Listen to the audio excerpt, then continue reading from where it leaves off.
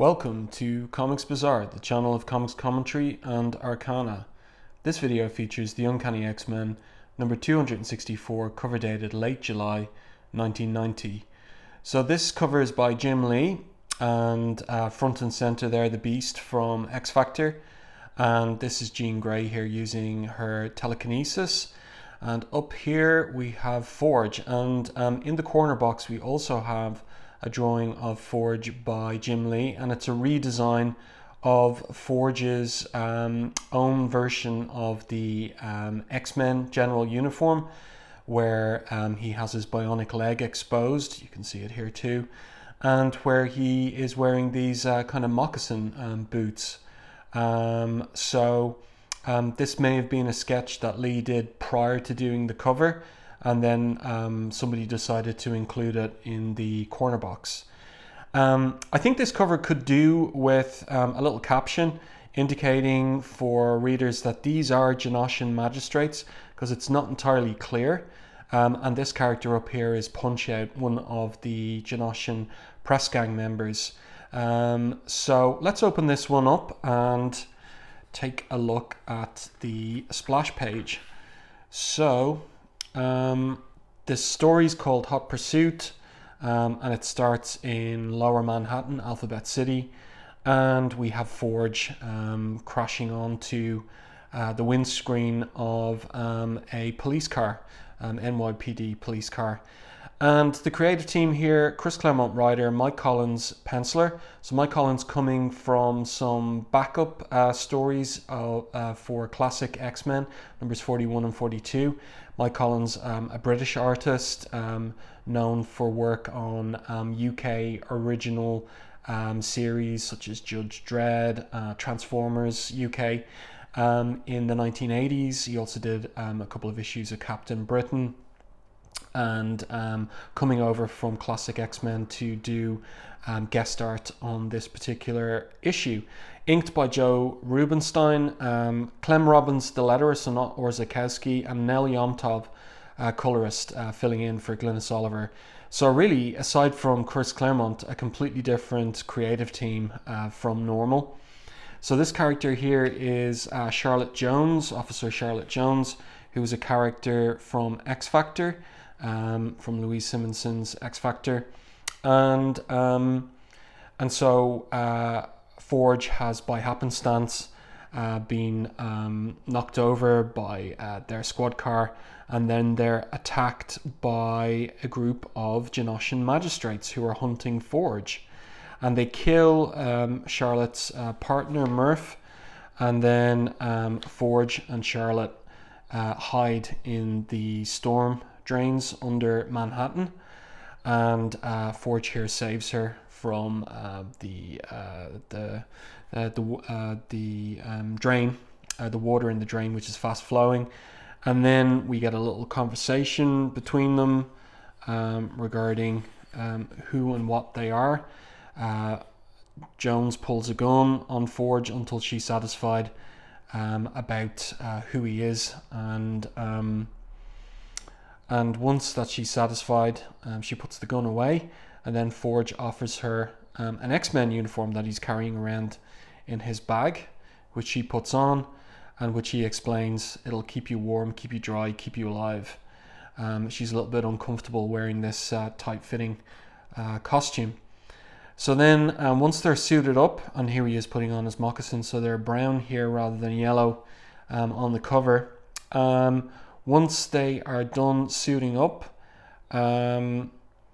Forge determines that they need to move from where they are, that they can't, as Charlotte agrees, they can't stay there.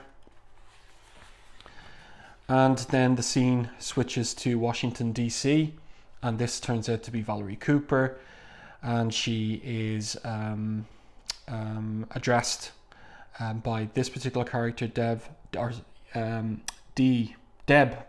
Levin, who is an aide to Colonel Vazhin. He's the Soviet equivalent of Nick Fury, and they had an interview recently, and here he is, he's meeting her incognito, to give her some information regarding, it turns out, the Shadow King. So he previously mentioned that there's 4 figures who are leaders there's 4 significant hostile mutant factions: the Mutant Liberation Front, Apocalypse, and Mr. Sinister. And then there's this 3rd one, and the 3rd one is the Shadow King. And he says, there exists in the External Affairs Directorate of the KGB and its predecessor, the NKVD, a special operations account to an operative identified only as the Shadow King, the ultimate power broker who excelled at playing all sides against the middle, working simultaneously for every great power on the globe, somehow making himself so indispensable to each that none dare take action against him. So basically he is giving Val, who is the special advisor to the president, national security advisor for superhuman affairs to the US president, a heads up about the Shadow King. As he says here before he leaves, consider yourself warned. Okay. So the fact that a member of the Soviet security agency would be contacting Val about that indicates the degree to which the Shadow King is a threat to all the world powers. Then we switch back to Manhattan, and we have a view of SHIP here in skyscraper form. So SHIP is the sentient headquarters for X Factor. And we have this little conversation by these just New Yorkers about how about the experience of SHIP in skyscraper form. This guy says to his girlfriend, maybe, never, he says, you think the city would let him stay if there was the slightest danger? That's X Factor. Something that big, how do you make it go away? It's the shadow I hate. Middle of the day, still feels like living in a cave. It isn't fair. Nobody asked us if we wanted it here. Don't we have any say anymore in our own lives? So an interesting kind of real world perspective on what it would be like having something like SHIP in Lower Manhattan. There it is, dwarfing the Twin Towers, and so tall that it even goes higher than the weather. And here we have Jean Grey still in her X-Men uniform, looking out over Manhattan. And it's interesting because it reminds me of some of the themes of Watchmen in terms of a gulf and a difference between superpowered human beings and what that might be like if they actually lived in our world. So a kind of like a reflection here of Claremont's own rumination on some of the themes that emerged from Moore and Gibbons's Watchmen. And here in the background we have this, well, it seems in the drawing, slightly menacing figure, but it turns out to be the Beast. And we get their conversation about Jean staying in the X-Men uniform, and Jean gives an interesting speech here. Whatever we call ourselves, Beast, we're still the children of Charles Xavier, X-Men, X-Factor, New Mutants, even Excalibur, in the ways that matter. We're all one. No argument, but why, when you say that, do I hear a discordant note? Beast asks her, and she responds, the heart of Professor X's dream, part of why he founded his school for gifted youngsters and then the X-Men, was to build a bridge between mutants and the rest of humanity. Across the abyss he saw growing between them of fear and hatred. But look at us now, living in our own private world, totally divorced from the greater one around us. Is it any wonder people find it hard to accept us? We're not the only ones, Beast says, facing that conundrum, Jean. The Avengers have their mansions, the Fantastic Four their own skyscraper. Perhaps, for better or worse, the isolation comes with the territory, the price we pay for being who and what we are. So interesting, serious, kind of sophisticated reflection on some of the conventions of superhero comics, taking them seriously and thinking about, well, what would it be like for the characters themselves, both New Yorkers and members of X Factor here, reflecting on these kinds of issues. And I want to say something about the art too on this spread. I think Mike Collins does a good job here. I think the storytelling is very solid. I like the way that he evokes Manhattan here, and there's a couple of other panels that I'll point out similarly. So he gets the feel of the city, and I think too he captures the characters, and I get this a sense of John Byrne, Beast, and Jean Grey from Collins's pencils. So then we're back down in the storm drains under Manhattan, and we have the Genoshan Magistrates have tracked Forge and Charlotte down, but Forge has prepared a trap for them. So he comes up out of the water and takes out one of the magistrates with a punch. Meanwhile, Charlotte gets shot by this guy here, but her body armor does the trick in repulsing the bullets. And then Forge takes out yet another Genoshan, and Charlotte here is amazed that she's not even scratched. And then Forge gets this guy up against the wall to question. So basically Forge says he's going to leave them there tied up, and one of the magistrates says, "You can't leave us here," and he says, "You're safe enough provided someone comes back before you're found by the rats or the giant alligators or the turtles."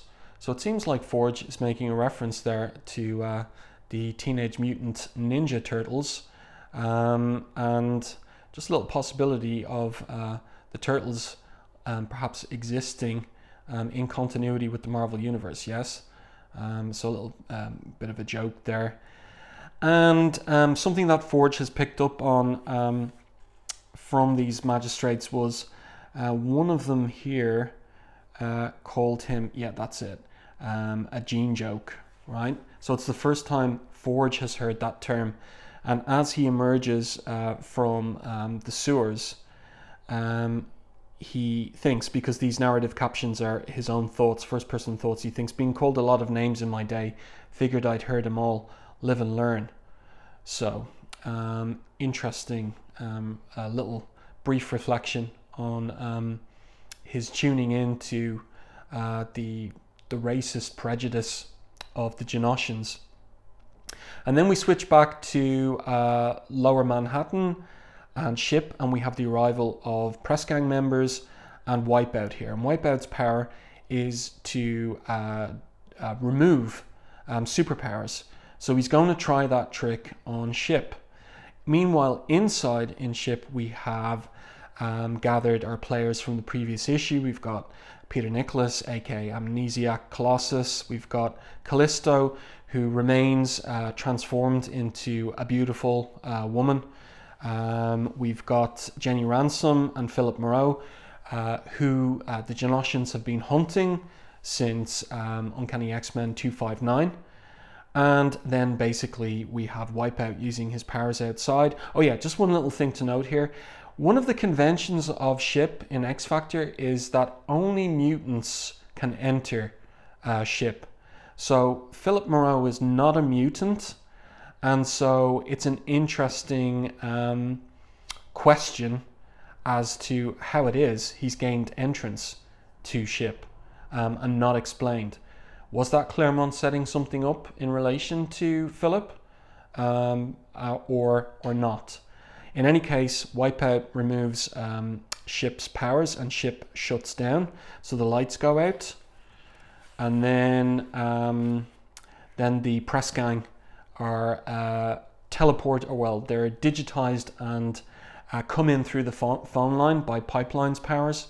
So we've got Punch Out there, we've got Hawkshaw, and they basically demand that Philip and Jenny Ransome be handed over. And of course, X Factor refuse. This magistrate says, "Philip Moreau, I have a warrant for your arrest on a charge of high treason relating to the theft of an enhanced genetics module, to which Philip responds, "She's a person, blast you, not a machine. Unit 4817, she has a name." But because Jenny's been through the mutation, partly through the mutation process, she is unable to disobey commands from magistrates. So here she is saying that she has to obey, yes. But X Factor fight back, Jean using her TK powers, Banshee using his scream, sonic scream, but he's caught by a rifle butt from behind. Callisto goes into action as well, but in her beautiful body, she doesn't have the same strength and skill as she did in her former form. Peter Nicholas goes into action, but he's shot here with a tranquilizer dart. Lucky for him. And so it seems like the tide has turned in favor of the press gang. But outside, Forge and Charlotte emerge onto the street level, and they see Wipeout. So they decide to get involved in that.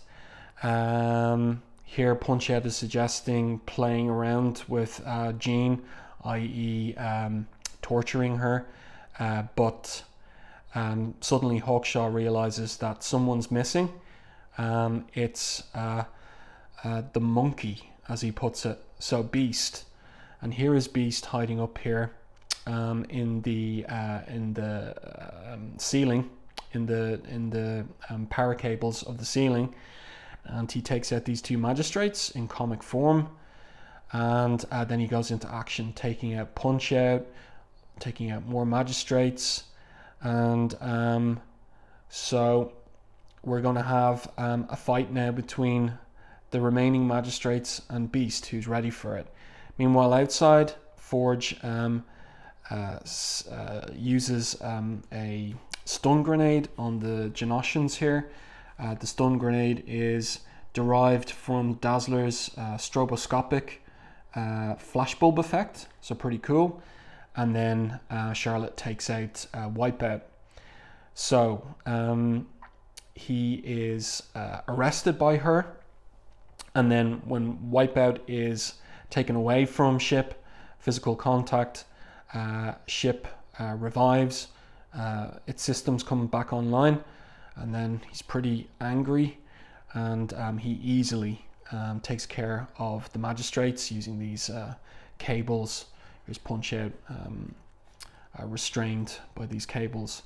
So the tide turns in favor of X Factor and Banshee and the rest. So then the press gang and the magistrates are all under arrest.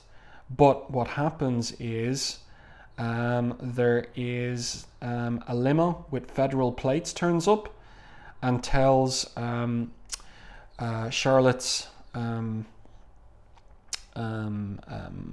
chief that they have to let the whole stinking bunch go. They have to be cut loose. They're to be turned over to the feds, and for reasons of national security, to be repatriated home. But Charlotte makes the point they're cop killers. Doesn't that count for anything? In this case, officer, not enough.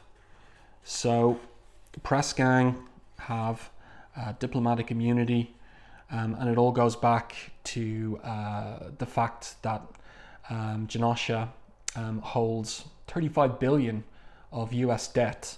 So that's how these diplomatic channels are being used to get the press gang off. I like this panel showing Manhattan again, the Twin Towers and ship, nicely done by Mike Collins. The art on these two pages, very nice, very clean, very classic looking, not tremendously dynamic, but definitely serving the story well. The storytelling is good, it's clear, it's smooth. Just as I say, not up at the same levels of Silvestri or Lee, who's en route as coming on board as the new series penciler soon. And then we have this interesting conversation among the different players here, where Banshee and Forge decide to stick with X Factor to continue their search for the X-Men. And Peter Nicholas and Callisto decide to go back to SoHo. And there is a debate between Jean and Banshee about whether they should do anything to remind Colossus of who he truly is, his identity. Jean says here, Colossus doesn't remember a thing about his true identity. His life as armoured mainstay of the X-Men. Peter Rasputin has become Peter Nicholas, artist. And Banshee asks, is that so awful a thing? Our own needs notwithstanding, Sean, he has a family. Doesn't he deserve to know the truth? Don't they? Which truth? He asks her. Colossus died, Jean, in Dallas, along with the rest of the X-Men. Whole world watched it happen on live TV. But they didn't die, she says. To say different is the cruelest lie. And he responds, you think? Look at him. He's doing what he always yearned for. Finally able to express through his art the feelings, the poetry he's had bottled up inside. He's in love, Jean. If he's found his heart's desire, have we the right to take it away? We need him, Jean. Well then, we know where to find him. We need him, Sean, she says. And he responds, well then, we know where to find him. Till then, I say he's earned his happy ending, as he and Callisto kiss. So a happy ending here for Colossus, living the life of an artist, his true calling, as Claremont is framing it here. And we don't see Colossus again until the end of Uncanny X-Men 277, when he's possessed by the Shadow King, and something that Claremont, it seems, was not happy with, but it was an editorial mandate to bring Colossus back as an X-Man. So, and also just to note what happens with Philip and Jenny. They're offered refuge in ship, but they decide they can't be human rights activists if they're hiding away in ship. So they elect to go back out into New York to continue their mission to raise awareness about the apartheid state of Genosha and its crimes against mutants. So there you go. I hope that you enjoyed this issue of Uncanny X-Men 264. If you did, please like the video, and if you haven't done so already, subscribe to the channel and stay tuned for more content like this.